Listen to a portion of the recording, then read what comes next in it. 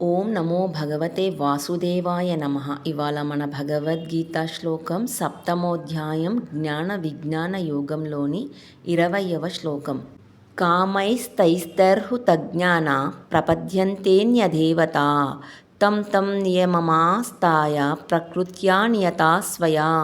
ఈ శ్లోకానికి అర్థం, వివిధ కోరికలచే వారి వివేకం కప్పబడిన వ్యక్తులు తమ స్వభావానికి అనుగుణంగా వివిధ దేవతలను ఆశ్రయిస్తారు.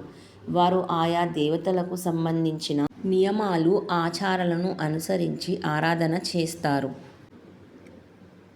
Those whose wisdom has been carried away by various material desires surrender to other deities and follow particular rules and forms of worship according to their own nature.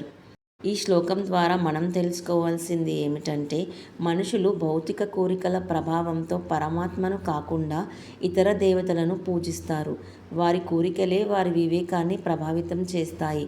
అయితే అన్ని ఆరాధనల పరమగమ్యం పరమేశ్వరుడే అని ఈ శ్లోకం సూచిస్తుంది.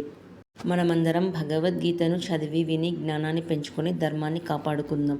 ధర్మో రక్షతి రక్షితః. జై శ్రీకృష్ణ.